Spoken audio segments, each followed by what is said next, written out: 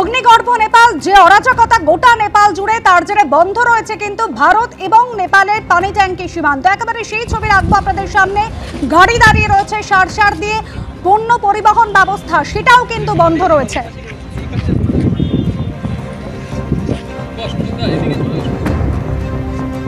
আমাদের প্রতিনিধি উজ্জ্বল মুখোপাধ্যায় সরাসরি এখান থেকে রয়েছেন আমাদের সঙ্গে। উজ্জ্বলের কাছে যাবো। উজ্জ্বল, এই যে পানি ট্যাঙ্কি সীমান্ত কিছুক্ষণ আগেও তুমি দেখাচ্ছিলে, রীতিমতো নেপালে যে অরাজক পরিস্থিতি, কোথাও আগুন জ্বলছে, সেই কুণ্ডলীকৃত ধোঁয়াও এখান থেকে দেখা যাচ্ছে, কি পরিস্থিতি?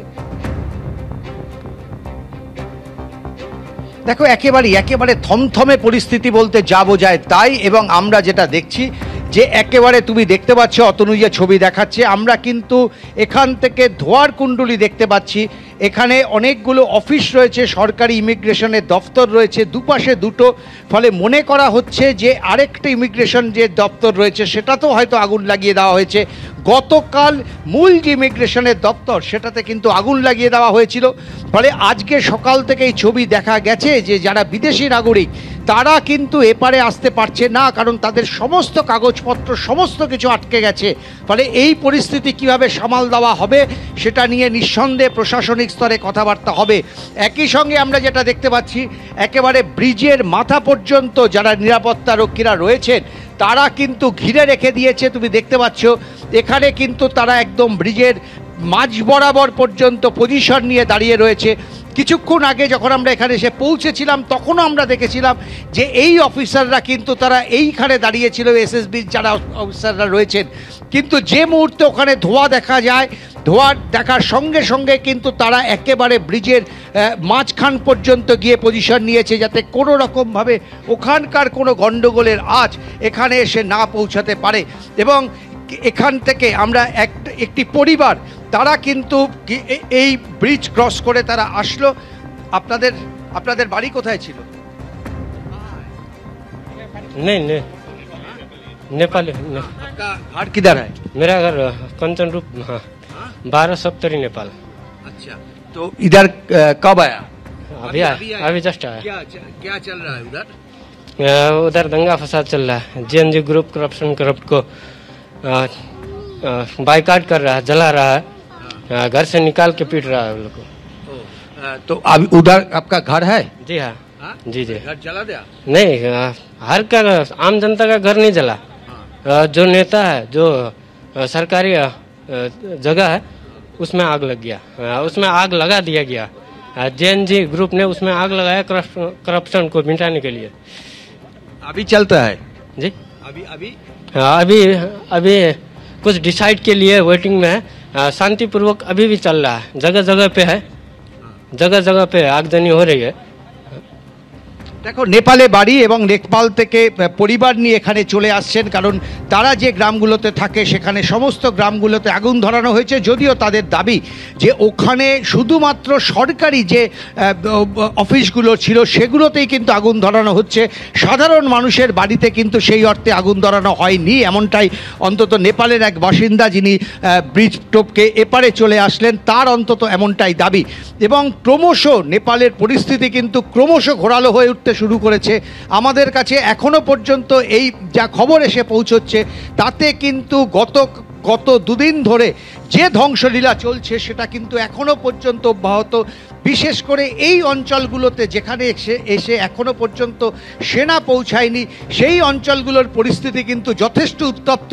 দফায় দফায় আগুন লাগানো হচ্ছে, যতগুলি সরকারি দপ্তর আছে বিক্ষোভকারীদের টার্গেট কিন্তু সেটাই। এবং তুমি দেখতে পাচ্ছ এখনও কিন্তু ভারতের নিরাপত্তা রক্ষীরা তারা কিন্তু ব্রিজের মাঝ বরাবর তারা দাঁড়িয়ে রয়েছে এবং কোনোভাবেই এই জায়গা থেকে তারা কিন্তু সরছেন না। অর্থাৎ এতটাই অ্যালার্ট রয়েছে যে কোনো রকম ঘটনা যদি ঘটে যাতে সঙ্গে সঙ্গে মোকাবিলা করা যায়, সেই জন্য কিন্তু একেবারে অ্যালার্ট হয়ে রয়েছে। সতর্কতা সর্বত্র, খবর নেওয়া চলছে। পাশাপাশি এই অঞ্চলে রাজ্যপালের আসার কথা রয়েছে, তিনি শিলিগুড়িতে পৌঁছেছেন এবং সেখান থেকে তিনি এখানে আসবেন। উজ্জ্বল, শিলিগুড়িতে পৌঁছেছেন রাজ্যপাল। আমাদের প্রতিনিধি যেরকম জানালেন, যেভাবে পরিস্থিতি উত্তপ্ত হচ্ছে, অশান্ত হচ্ছে নেপাল, এপারেও তার প্রভাব এবং পানি ট্যাঙ্কি সীমান্তে আজ যাচ্ছেন রাজ্যপাল CV Ananda Bose. This is one of my routine visits to the border areas. I have been visiting the border areas on and off. This is only one such. I do not want to comment on what is happening in the neighboring country. I will certainly assess the situation with our security forces guarding the border and also talk to the people in the border areas. একের পর এক সরকারি দপ্তর, সেটা আদালত হতে পারে, সরকারি ভবন হতে পারে, পার্লামেন্ট হতে পারে, তাতে আগুন জ্বালিয়ে দিচ্ছেন আন্দোলনকারীরা, বিক্ষোভকারীরা। বিভিন্ন জায়গায় কিন্তু আগুন জ্বলছে। কাঠমান্ডুর ছবি রেখেছে আপনাদের সামনে। একই সঙ্গে রাস্তায় কিন্তু বিক্ষোভ অব্যাহত, সিংহ দরবার জ্বলছে। একের পর এক জেল ভেঙে পালানোর চেষ্টা করছে কয়েদিরা।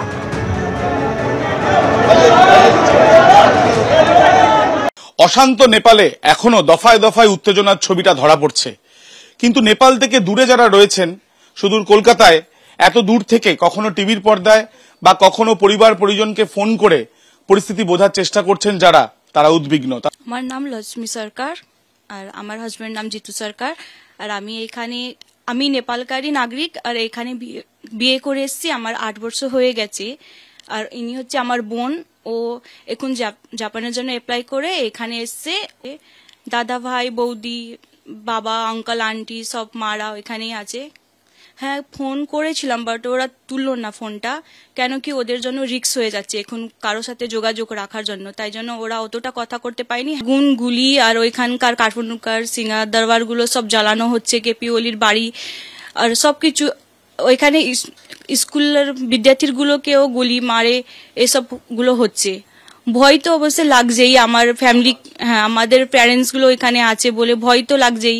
আর উনারাকে যদি এখানে ডাকবো, এই বর্ডারগুলো সব সিল আছে, এয়ারপোর্ট সব বন্ধ আছে, উনাদেরকেও ডাকা যাবে না, তো ভয় তো আছে আমাদের মনে। सब नेपाल पे उतना जॉब का वैकेंसी कुछ नहीं है, तो इसलिए मैं बाहर ही जाने के लिए प्रीफर किया, तो मैं बाहर ही जाने के लिए ट्राई कर रहा हूँ। अभी सिचुएशन तो सिंह दरबार और नेपाल का जो भी चितवन काठमांडू से हुआ, लेकिन चितवन पे भी भाटभाटी नहीं, जैसा प्राइवेट प्रॉपर्टी है उस पे भी आग जला दिया है वो लोग। जिन जी के नाम पे एक तो पब्लिक पे जो भी कर रहा है वो ठीक नहीं कर रहा है। जिन जी के नाम पे कोई मतलब प्राइवेट प्रॉपर्टी भी जला दे रहा है। जो नेपाल पे कुछ नहीं रहेगा तो नेपाल क्या रहेगा। থেকে বেরোনো মানে এখন প্রচুরই রিস্ক। স্কুল থেকে যে স্টুডেন্ট পড়ে বাড়ি ফিরছে সেই স্টুডেন্টকে গুলি দিয়ে মারা হচ্ছে, তো বাড়ি থেকে বেরোনা তো এখন উচিতই না। তো এখন তো ভয়কারী স্থিতি আছে নেপালে। আমরা তো শান্তি চাইবো আমার দেশে। কেউ চায় না যে আমার দেশটা ভেঙে যায়, কেউ চায় না আমার দেশে অশান্তি হোক, আমরা তো শান্তিই চাই। আমরা প্রবীরদের সাথে আবির দত্ত, এবিপি আনন্দ, কলকাতা।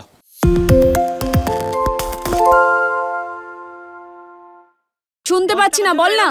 আরে 10 টাকাটা ব্যাপার নয়, আজকে 40 টাকা দিচ্ছি, কারণ 40 টাকা। বাংলা গলাবাজি চায় না, বাংলা খবর চায়। বাংলা খবর, বাংলার খবর।